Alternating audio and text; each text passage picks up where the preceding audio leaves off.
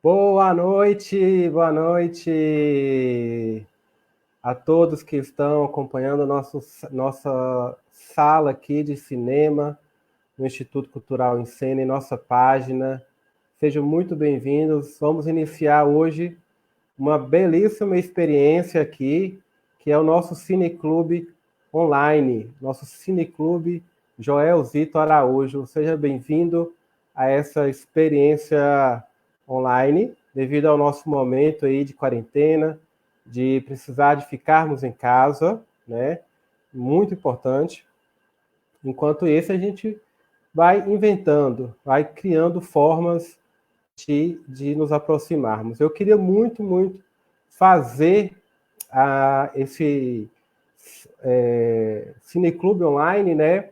Pesquisei várias formas de como que isso poderia acontecer e encontrei essa maneira, na verdade sugerida por Van Douglas, nosso colega aqui de trabalho, que sugeriu essa maneira de fazermos aqui no Facebook, através da sala de vídeo. Então, eu vou só pedir um momentinho que eu vou criar aqui agora uma sala de vídeo com uma sala de vídeo com essa transmissão que a gente está fazendo aqui, tá? Então, tem uma questão técnica que é a primeira vez que eu vou fazer ao vivo, né? Que eu fiz testes de como fazer isso, mas como eu aprendi, nenhum planejamento funciona ao campo de batalha. Então, vamos lá testar para saber se está tudo certo. Van Douglas, você consegue adicionar o meu vídeo aí, a transmissão na sala de vídeo? Que eu vi que você criou uma sala de vídeo aí. Me manda mensagem aqui no WhatsApp, qualquer coisa. Se você estiver me escutando, eu peço, gente, por gentileza, para a gente aguardar um momentinho, que a gente já vai entrar. A gente tem um super bate-papo com convidados especiais aqui, pessoas que trabalharam nos filmes, os produtores, os diretores de filme, dos filmes que serão exibidos hoje aqui. Só confirmando aqui, sim, nossa sala de vídeo já está pronta. E nós daremos início ao nosso Cineclube Joel Zito Araújo. Hoje nós teremos exibição de 2 filmes super especiais para a gente. Estou conversando aqui com o nosso Van Douglas para entender. Eu não sei, nós já temos aí um número bacana de pessoas aqui acompanhando a nossa sala. E eu ainda não consegui criar uma sala de vídeo com essa transmissão. Olá, pessoal. Que bom vocês aqui. Já já nós vamos começar, tá bom? Ah, já sei como é que eu vou criar a sala de vídeo. Eu lembrei agora. Lembrei de que eu preciso fazer. Vou criar a sala de vídeo aqui do Instituto Cultural em Cena. Eu acho que Van Douglas criou foi uma sala pessoal no Face dele. Eu estava achando que era aqui, Van Douglas, no nosso Face. E meu computador dando uma travada básica, né? Acontece nos melhores momentos. Achei. Sala de vídeo.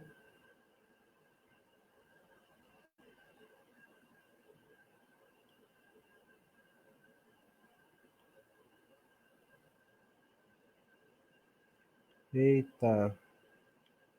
E é uma coisa que a gente tem que fazer no momento. Não dá para criar antes essa sala de vídeo.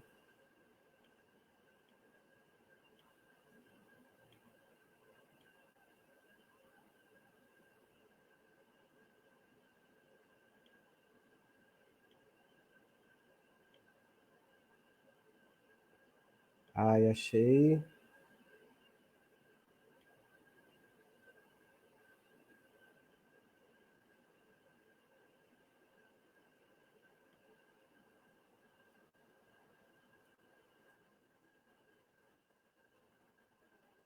Adicionar o nome aqui.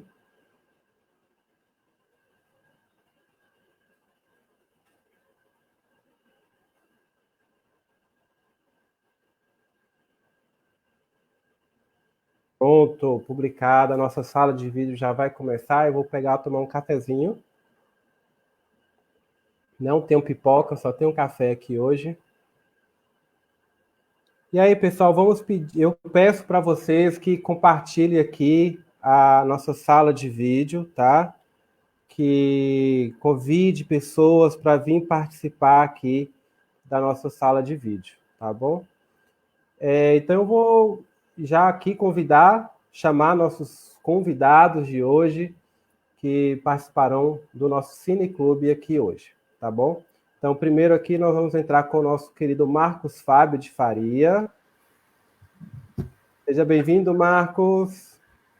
Boa noite, Júnior. Direto de Barcelona, de madrugada. E aqui nossa querida Beatriz Lindenberg, do Instituto Merlin Azul, lá de Vitória, né, Beatriz? Vitória, Vitória. Seja bem-vinda à nossa sala de cinema aqui do Instituto Cultural em Cena. Muito bacana essa possibilidade de a gente se encontrar assim. Então, gente, vou fazer uma introdução e explicar para vocês também como vai funcionar hoje o nosso Cineclube. Nós faremos aqui um bate-papo inicial, abordando os filmes, e depois nós iniciaremos o filme, propriamente dito. Então, primeira coisa que eu vou falar, se você está no link da live na nossa página, eu peço que você entre de novo na nossa página e entre na sala de vídeo que eu criei lá agora, na página do Facebook, na sala de vídeo, porque aqui você vai ter acesso só à transmissão online. Os filmes serão exibidos na sala de vídeo. Então, primeira coisa que se você pegou o link da transmissão puramente, eu preciso que você entre na sala de vídeo, tá bom?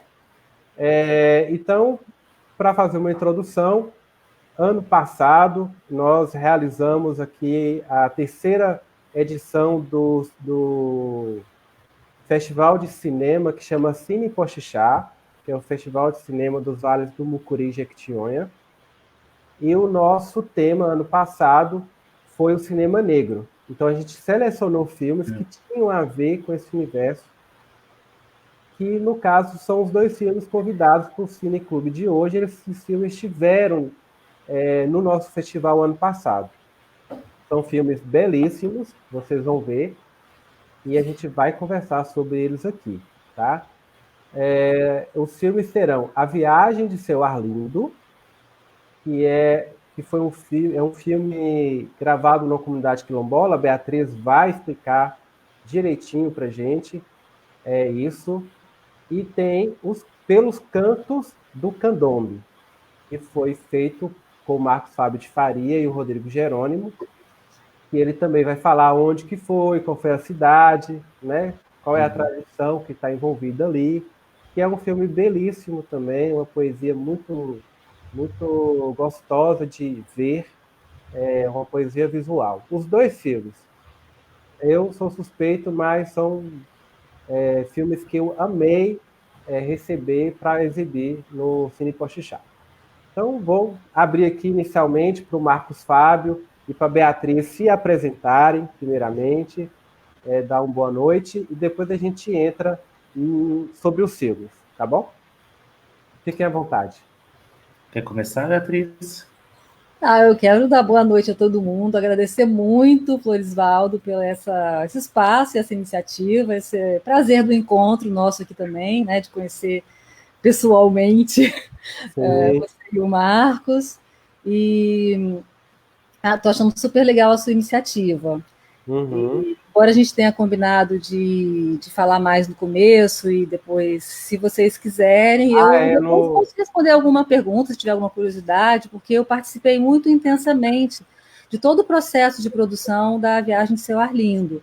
Eu, na verdade, sou produtora do projeto que gerou esse filme, do projeto Revelando os Brasis. Então, eu acompanhei desde a chegada da história, né, para o projeto, um projeto que nasce de um concurso de histórias, e aí as histórias selecionadas são transformadas em filme pelos próprios autores das histórias, que são moradores. Então, eu acompanhei esse momento da leitura da história, da seleção da história, do interesse que a história gerou. Depois, a participação da Sheila, que é a diretora do filme, né? Eu, como eu falei para vocês, eu sou a produtora do projeto, não especificamente desse filme, embora eu tenha também acompanhado toda a filmagem. A gente fez um mergulho profundo lá nesse quilombo da Pedra Branca, e depois eu acompanhei o processo de difusão do filme também. Então, eu me tornei também uma amiga e uma amiga das pessoas que estão no filme, uma amiga do quilombo, da causa, me fortaleceu muito. Então, é uma experiência que eu tenho assim guardada para todo sempre no meu coração. Foi realmente um trabalho muito, muito rico e muito profundo, né? Depois a gente fala do filme, né? Então, eu sou Beatriz, eu faço parte do Instituto Marlinha Azul, uma ONG capixaba que existe desde 99 e que realiza projetos audiovisuais, projetos de interesse público, entre eles o Revelando os Brasis, que é de onde nasce A Viagem de Seu Arlindo. Ótimo. Marquito? Eu sou Marcos Fábio de Faria, Marcos. Sou diretor e fiz o argumento junto com o Rodrigo Jerônimo, e junto com o Rodrigo Jerônimo a gente dirigiu Pelos Cantos do Candombe. Foi uma experiência muito interessante, que foi a nossa primeira e única experiência com cinema, né? Que é uma obra que nasce de um edital também, um edital que chama Curta Afirmativo, foi lançado pela Fundação Palmares durante o governo da Dilma.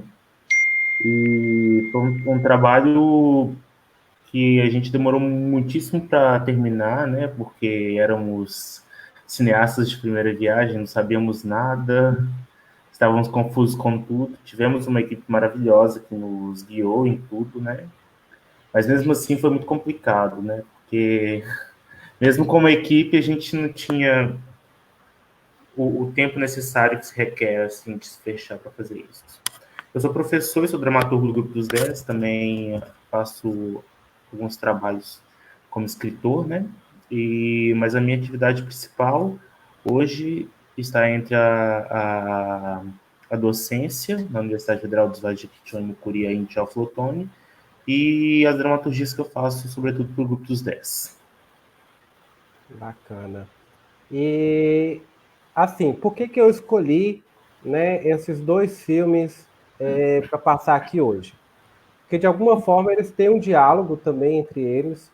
Então, eles vão falar de uma tradição oral, de tradições orais e vividas, né, por comunidades de pessoas negras, pessoas que têm uma história belíssima e tem muita conexão, né?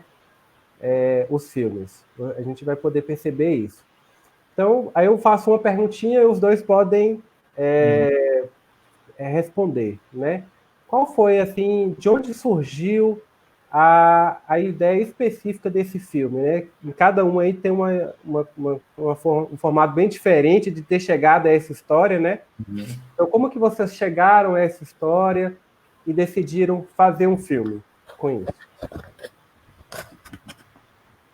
No caso da Viagem de Seu Arlindo, a gente recebeu 1000 histórias do Brasil inteiro, com o grande desafio de escolher 15. Então, uma comissão de 7 pessoas leu tudo e por muitas razões chegamos então a esse grupo de histórias que tinha no seu conjunto A Viagem de Seu Arlindo. Ela nos chega como uma história que tem um autor, a gente não sabe se a história é verdadeira ou inventada. Mas era uma história interessante Então, quando chegou a Sheila para o curso, né, depois que as histórias são selecionadas, os autores, que não são pessoas de cinema, são pessoas que estão vivendo a sua primeira experiência no audiovisual, elas passam por essa capacitação, por essa oficina, uma imersão de 15 dias, onde elas aprendem a fazer, onde elas transformam essa história em um roteiro, em um plano de produção, pensam no filme, enfim.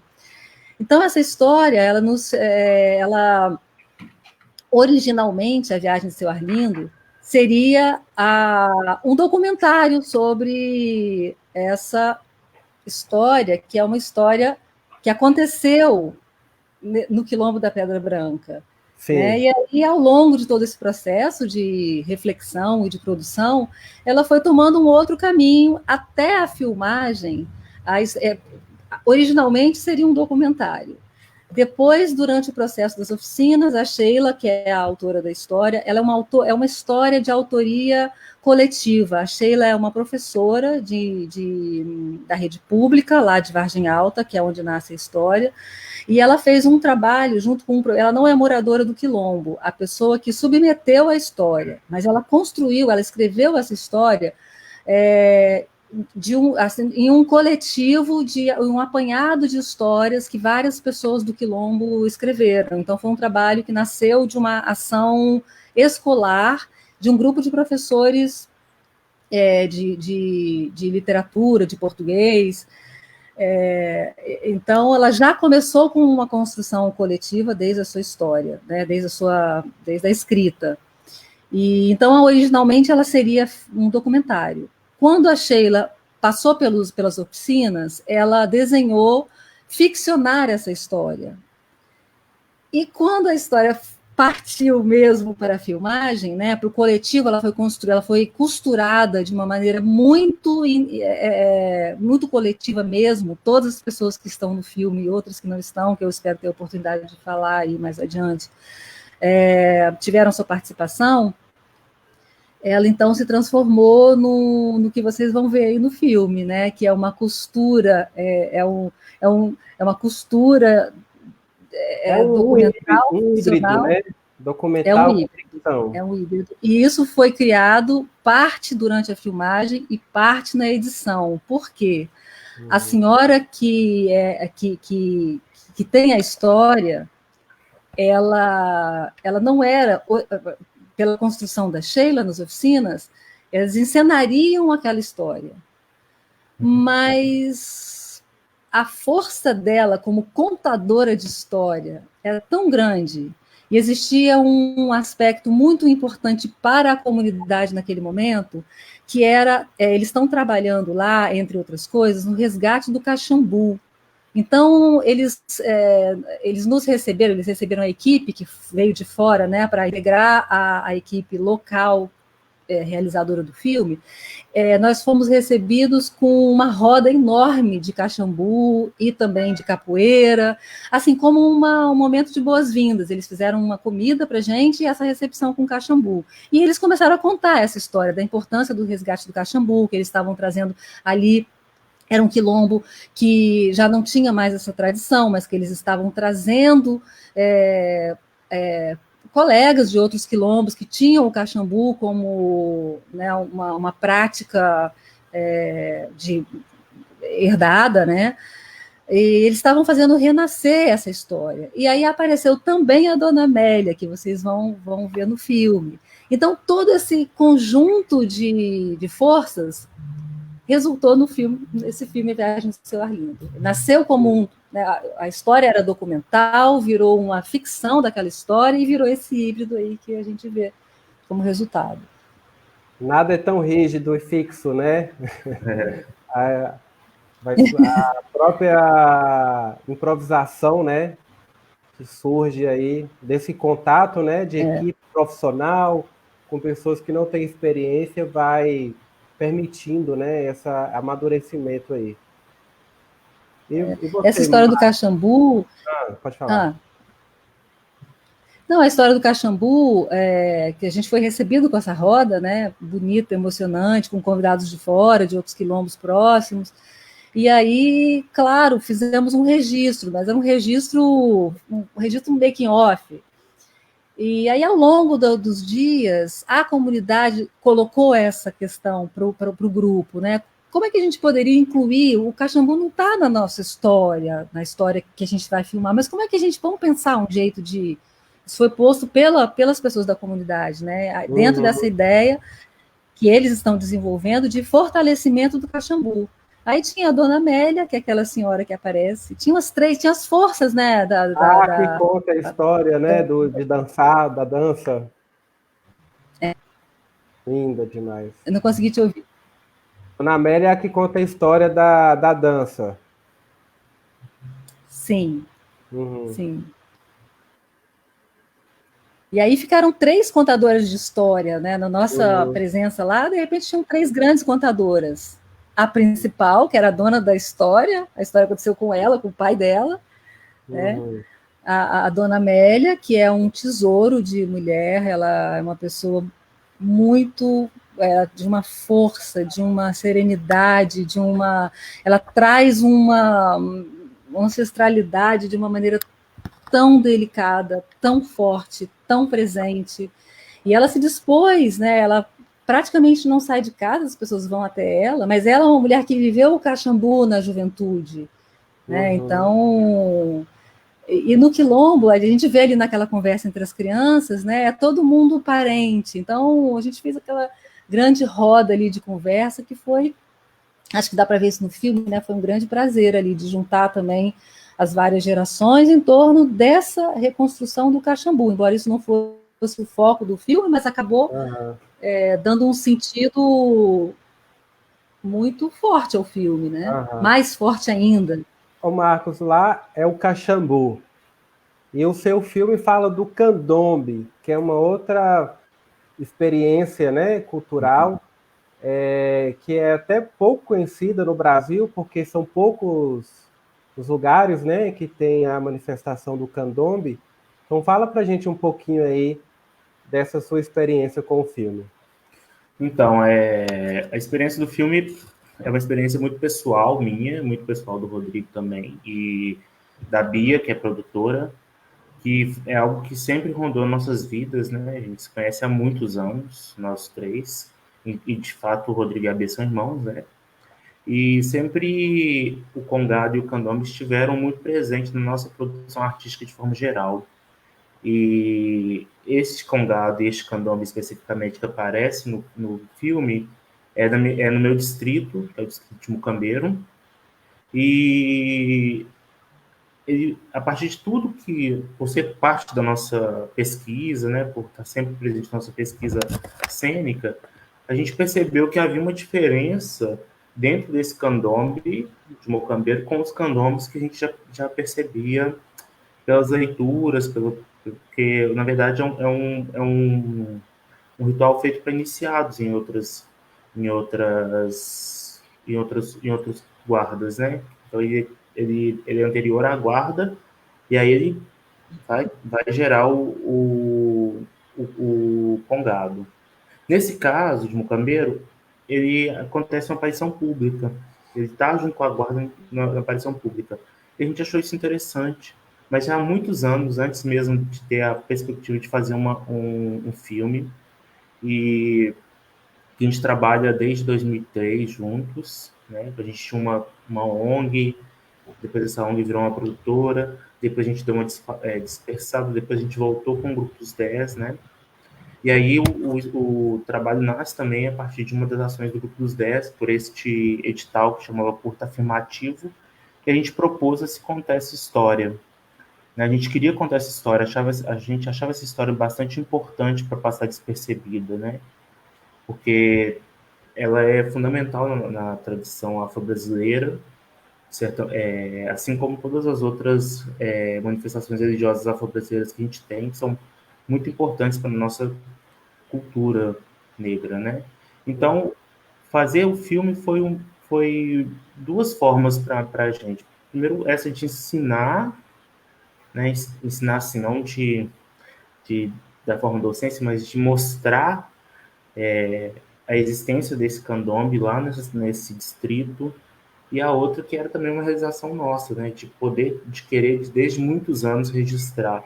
A gente já havia feito em outros momentos alguns vídeos curtos, algumas coisas relacionadas ao candomblé, mas dessa vez foi quando a gente conseguiu. A gente teve um material enorme, né, para poder chegar em 15 minutos. A gente teve uma super crise também, isso fez parte do processo que demorou tanto para esse projeto ficar pronto, para chegar no filme, né? A gente começou a gravar em 2004 e o filme fica pronto no início de 2008, final de 2017, início de 2018. A gente começa a filmar em 2014, desculpa, e esse projeto vai ficar pronto em 2017, início de 2018. Por todas essas questões que estavam envolvendo. Mas é isso, faz parte de um desejo muito pessoal nosso e que, por algum motivo, teve esse edital, que a gente achou que não conseguiria, porque não tínhamos nenhuma experiência com.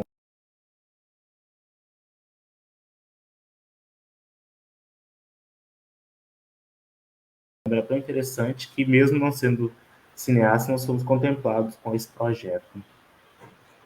E, ô Marcos, aproveitando essa deixa que você coloca, eu vou emendar a próxima pergunta. Que você falasse um pouquinho de como foi a questão da produção mesmo, né? Em termos de recurso, de fomento, porque a gente sabe que o cinema é uma arte ainda cara de se fazer. Depois só fala, mas hoje tem muita tecnologia acessível. Tem muita tecnologia acessível, mas também tem muita tecnologia boa que continua sendo cara para a gente acessar. Uhum.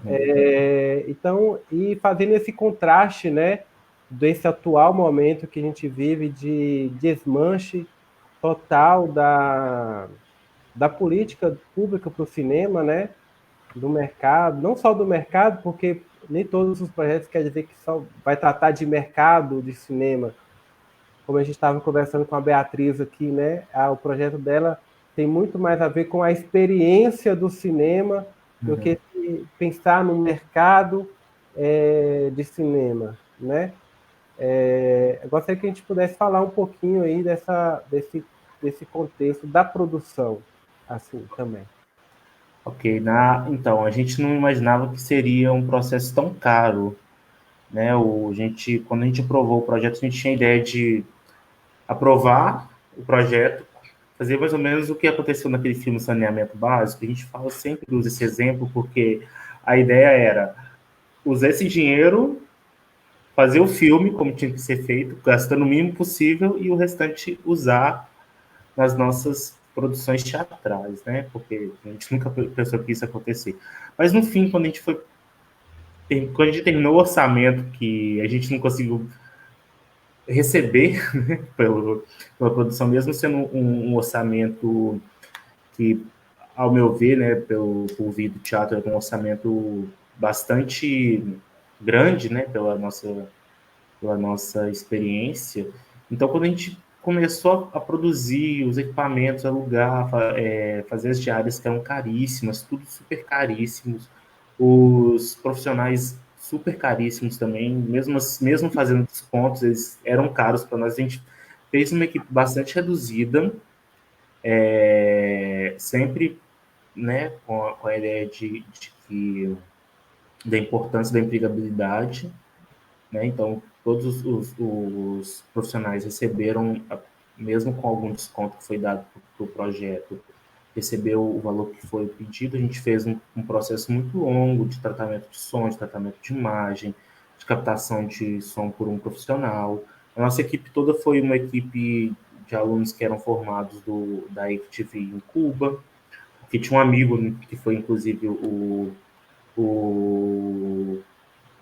co-diretor, não, o diretor assistente do filme, né, que era também, que trouxe essa equipe, montou essa equipe, né, a gente achou que era uma equipe enxuta e de qualidade, para o que a gente precisava fazer naquele momento, e a gente achou importante ter esses profissionais e pagar bem esses profissionais para que a gente não malgastasse depois, quando entendeu quanto que valia fazer cinema, a gente entendeu que a gente precisava fazer um trabalho muito bem feito, não só por ser o primeiro, mas também por tudo, a gente está lidando com dinheiro público, a gente precisava fazer um trabalho de bastante qualidade.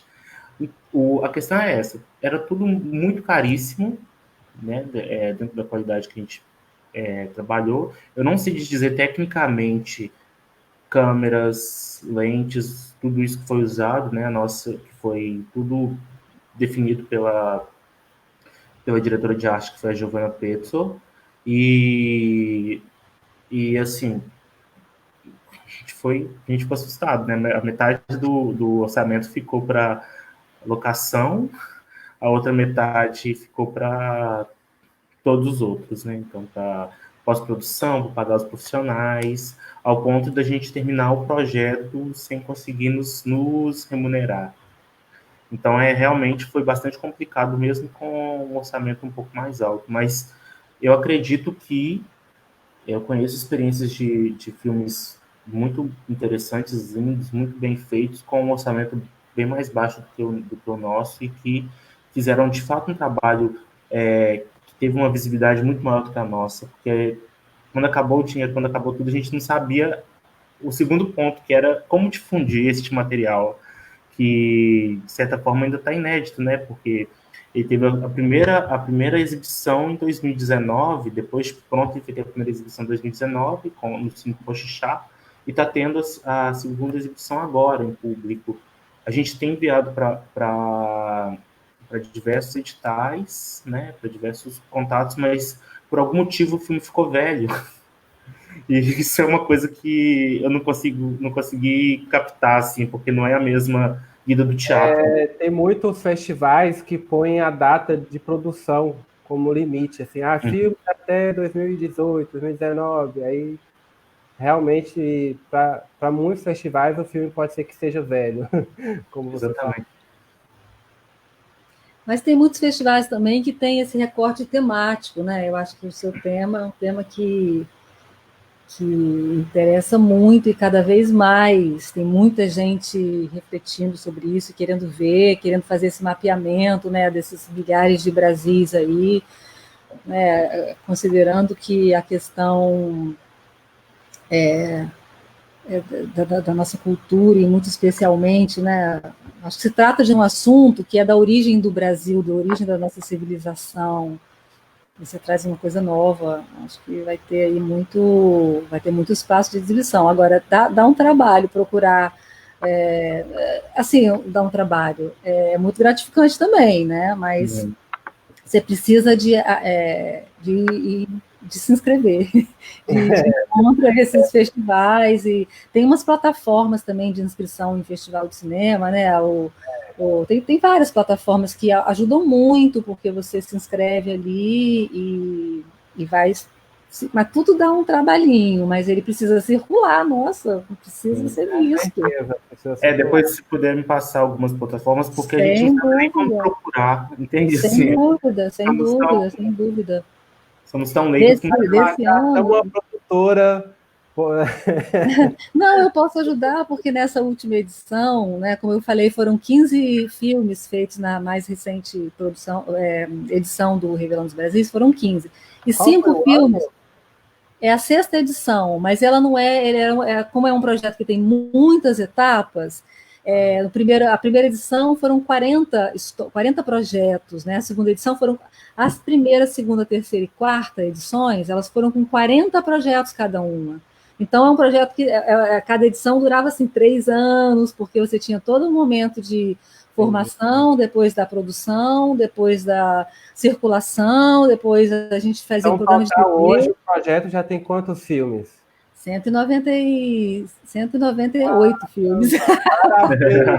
Procure lá no site, revelandosbrasis.com.br. Mas esses 15, que são da mais recente edição, eles não estão ainda disponíveis, porque eles ainda estão fazendo esse circuito de festivais de cinema, né, eles ainda estão aí nessa vida, dessa vida aí útil, vamos dizer assim, da maioria dos festivais, que tem mesmo essa coisa dos 2 anos, mais ou menos por aí. Mas cada vez eu acho que a tendência eu tirei isso aqui do Pochixá. A gente tem o tema e o filme pode ser de qualquer ano. Mas nessa 6ª edição, dos 15 filmes, 5 eram de temáticas relacionadas à negritude, né? Filmes que ou são de origem, ou nasceram de uma comunidade quilombola, ou de um quilombola, ou tem a ver com esse tema. Né? Então, a gente circulou e tem circulado muito em festivais com este recorte temático, não só no Brasil, mas na África, em outros continentes, em outros países, outros continentes. Bacana. Então, eu tenho uma listinha que eu posso, claro, com o maior prazer, vou te oferecer. Muito obrigado. Mas a natureza do... E esse fomento para esse tipo de experiência, né, como a gente estava conversando, que não é uma experiência de mercado, né? A maior parte dos editais para cinema é tudo assim, né? É aquela coisa voltada para o mercado. Você tem que fazer plano de negócio, retorno, investimento e não sei o quê. Porque é a tendência da política cultural deste momento, né? Eu acho que é um recorte deste momento, não era assim. A gente está vivendo isso no Brasil, então a política cultural reflete muito, né? Esse ideal todo que tem o mercado em primeiro lugar. Mas eu acho que isso é retrato desse momento, que eu espero que passe rápido. Mas aí eu estava me lembrando aqui, vou tentar. Às vezes eu falo muito, vocês vão me cortando aí. O modelo todo de realização da Viagem de Seu Arlindo é exatamente o avesso disso, embora, claro, né, tem uma base de um projeto. Então, ele tinha assim, uma fluidez, vamos dizer, de construção, mas olhando pela construção coletiva da comunidade, o filme foi todo, tanto do ponto de vista da produção propriamente dita, quanto da concepção artística, né, visual, a direção de arte, o figurino, a escolha dos atores, dos personagens, toda essa construção e até a produção da equipe, né, porque todas as pessoas que estão no filme são da comunidade. E aí de fora tínhamos eu, que fui de enxerida, vamos dizer assim, tinha um rapaz que fez a direção de fotografia, um que fez o som, a captação de som direto, e a diretora do filme, ela é uma moradora de Vargem Alta, que é um município, ela é uma pessoa com uma longa estrada de relação com essa comunidade, mas ela não é moradora da comunidade, ela é professora de uma escola na sede do município, e mais uma produtora, que foi também participar dessa experiência. Então, a gente foi a gente foi para que o que eles nos apresentassem, a gente não fez nenhum tipo de pré-produção, nenhum nada. Eles é que dão um sinal, tipo, estamos prontos, a gente já organizou todas as locações, todos os figurinos, está todo mundo ensaiado. Eles é que se preparam e dão um sinal para a equipe de fora chegar. Então, quando a gente chegou, eles já tinham feito toda essa produção comunitária, coletiva e solidária também, porque toda a alimentação do nosso período lá foi uma alimentação que eles arrecadaram. Primeiro que tem muita coisa plantada lá, então cada um deu um pouco. Nós ficamos hospedados na casa, todas as pessoas que não eram de lá, né, ficaram hospedadas na casa que aparece no filme. Tinha uma parte da casa que era a locação e a outra parte era o nosso aposento, era onde a gente... E tudo isso foi organizado pela comunidade. Então teve foi uma construção totalmente colaborativa, comunitária, e toda a escolha dos figurinos, dos atores, atrizes, muitas das locações, muitas soluções do roteiro foram dadas ali pela comunidade, por questão das práticas ali cotidianas. Né, como eu falei, a história do Caxambu, que para eles era importantíssimo, mas não tinha a ver com o filme originalmente, mas chegou. E aí foi fluindo e veio essa pergunta para o grupo: como é que a gente faz para colocar a força do Caxambu no filme? Porque o filme para a gente é um registro para todo mundo, né? Eles já de cara viram a importância desse registro para a comunidade, né? E acharam que que incluir o Caxambu ali seria importante para esse momento, né? Porque o filme depois foi exibido ali para toda a comunidade,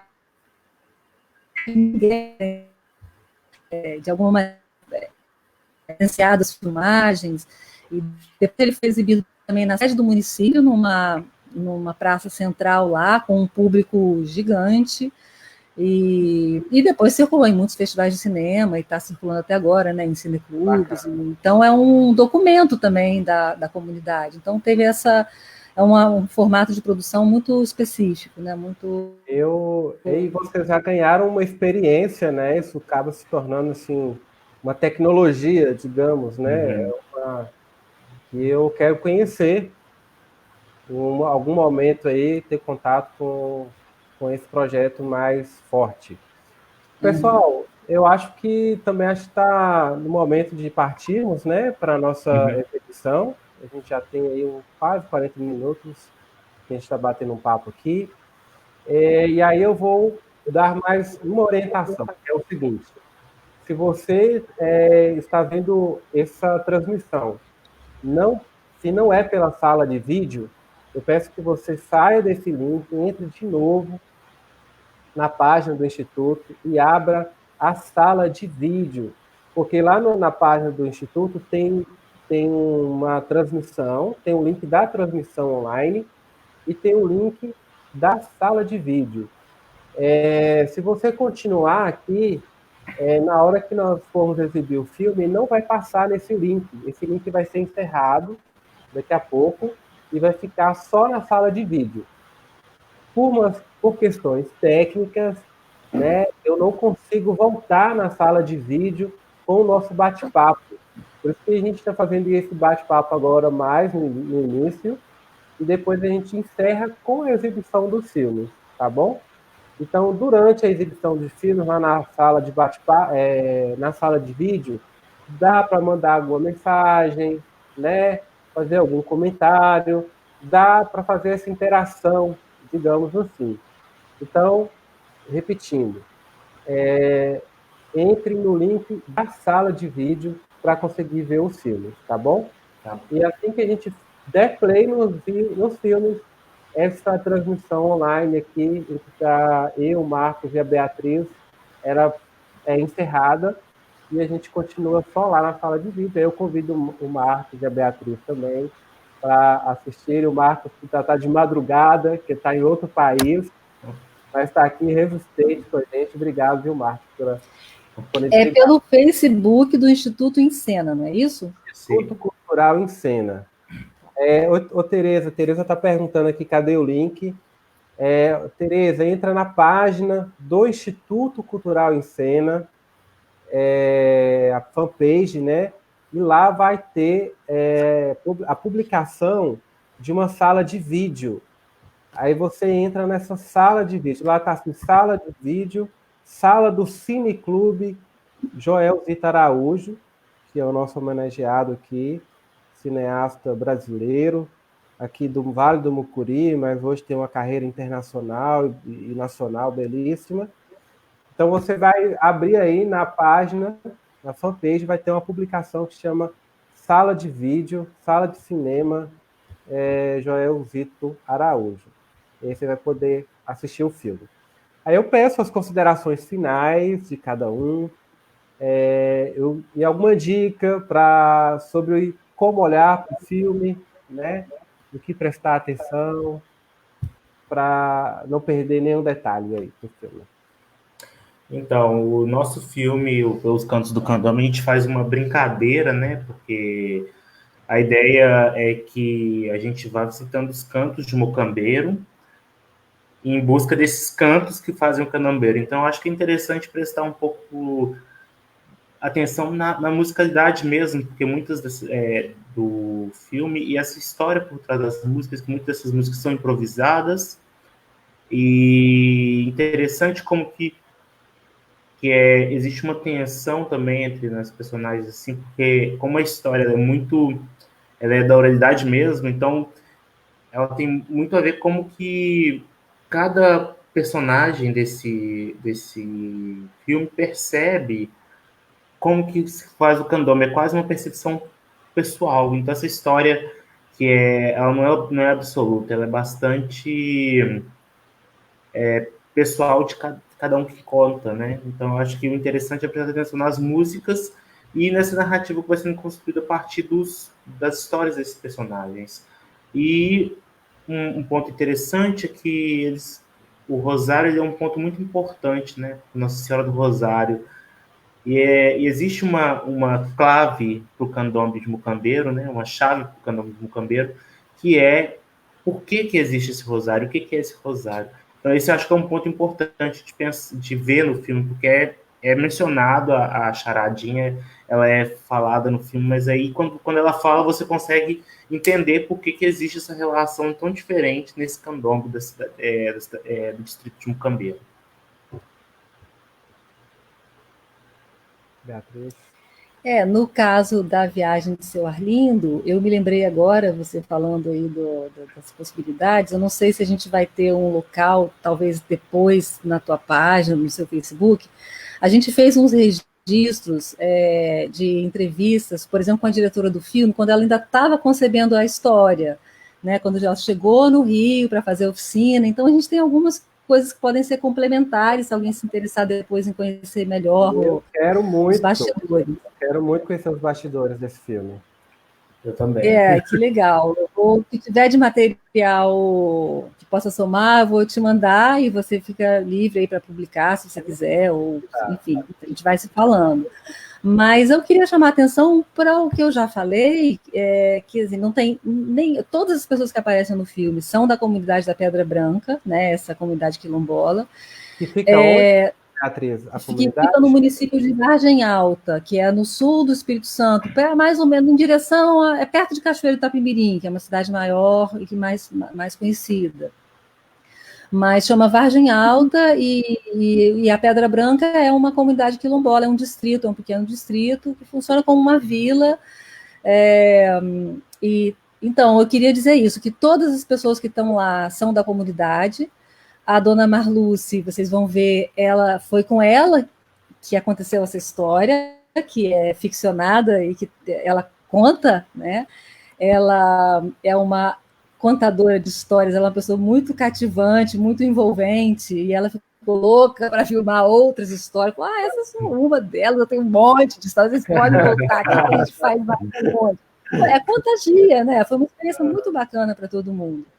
Então, quando as pessoas de fora, né, que são as pessoas da equipe técnica, quando chegaram, estava tudo pronto. Enfim, eles organizaram todas as locações, produziram muitas locações, que tem muita coisa natural, mas, por exemplo, o bar, vocês vão ver tudo que está ali no bar, aquele bar, ele existe, mas ele foi deslocado, eles criaram toda a cenografia do bar, o bar mesmo, real, ele já tem uma cara mais de hoje, né, com balcão de metal, sei lá. Então eles deslocaram eles usaram o fundo do bar e aquela pura cenografia feita por pessoas de lá da região, todo o balcão, figurino, a caracterização, toda a direção de arte. O que aparece documental é 100% espontâneo, não teve nada que tivesse sido ali combinado, pré-combinado, nada.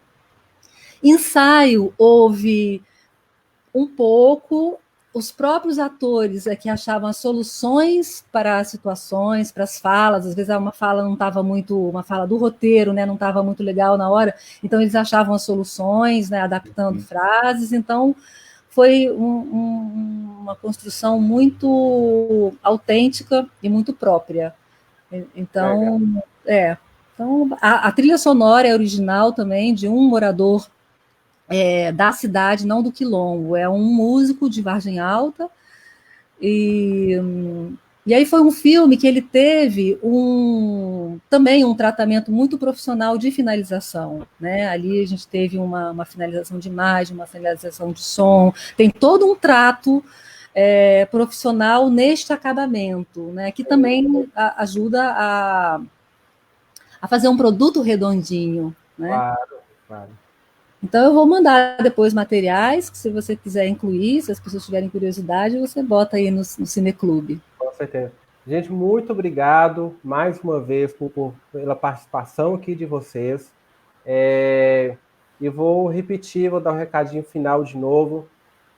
Se a sua transmissão fechar aqui, tá? Se acabar, é porque você está no link da transmissão e você precisa entrar de novo na fanpage principal lá, na página do Face do Instituto Cultural em Cena, e clicar no link lá que está a sala de cinema, sala do Cineclube Joel Zito Araújo. Você vai ver lá essa publicação, e é nessa sala que nós vamos exibir os curtas. Primeiro será por questão técnica também, viu, gente? Não escolhi a ordem, vai ser pelos cantos do Candombe, depois da viagem Seu Arlindo. Então, estou também aprendendo a mexer nessa ferramenta que é a sala de vídeo. Peço perdão também pela qualidade que o filme fica. Não tem como o filme ficar em alta definição, né? Nessa plataforma. Enfim, eles até nos tutoriais eles falam que estão trabalhando para transmitir em alta definição pela sala de vídeo. Mas eu acho que é isso. Por enquanto, eu acho que de alguma forma vai nos atender.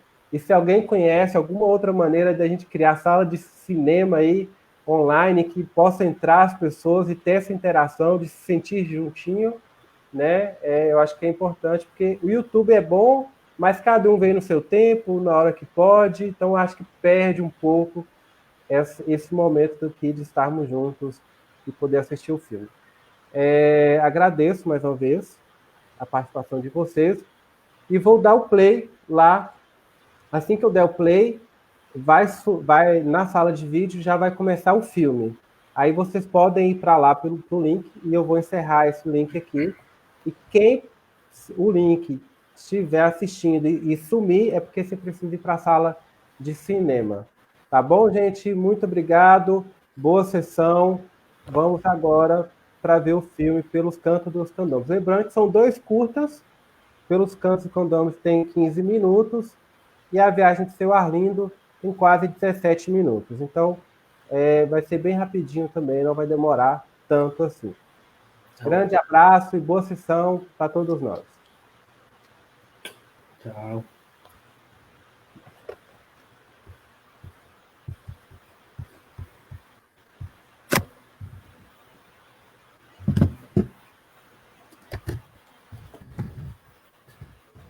Gente, agora a gente não está mais... não, vou encerrar aqui online. Tchau, tchau. Grande abraço. Obrigada. Um abraço. Até mais. Trocamos endereços. Sim.